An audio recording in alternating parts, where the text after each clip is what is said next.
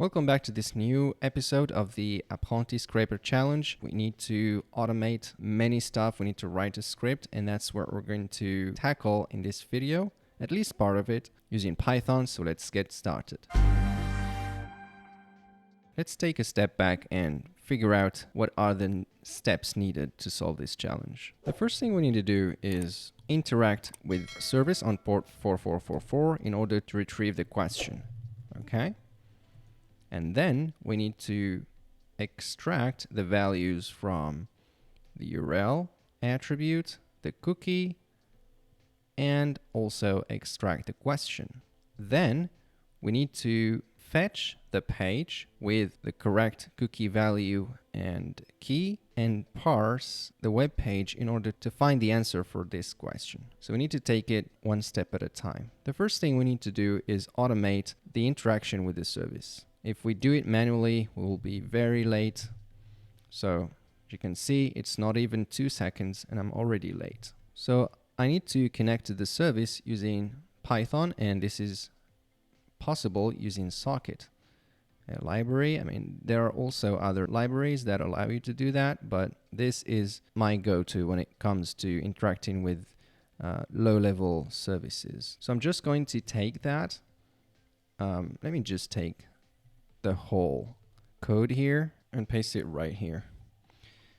You've noticed that I created a script called scraper.py with a shebang that points to Python. Let's just get rid of the comments. So in order to use Socket, we need to import it. So import Socket.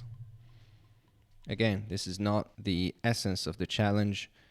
You can find these snippets everywhere. I mean, you can even tell ChatGPT to generate one for you. So in this case, we're going to define a tuple here, which is going to be comprised of our host and our port.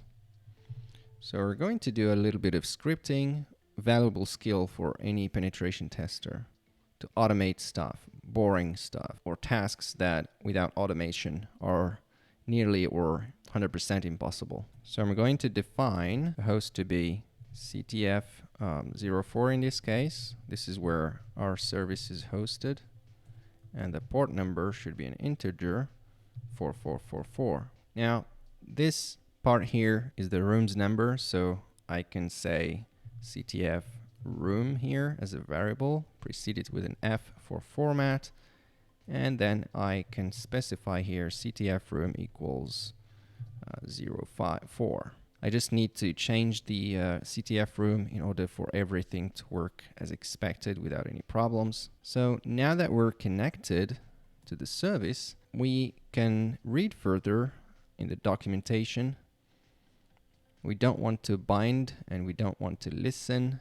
We're not developing a server here. It's just a client.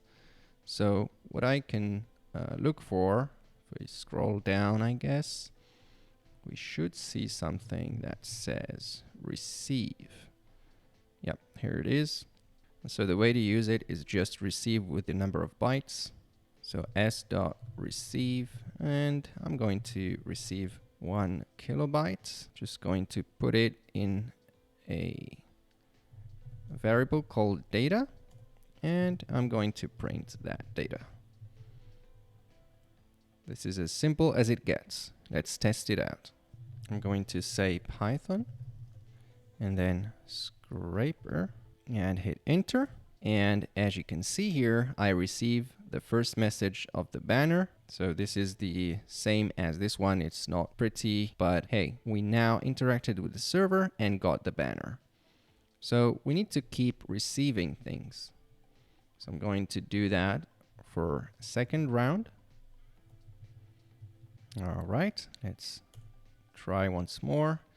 And as you can see here, I get the second part of the message, or the greeting message. And so the last message, I guess, would contain the question we need to answer.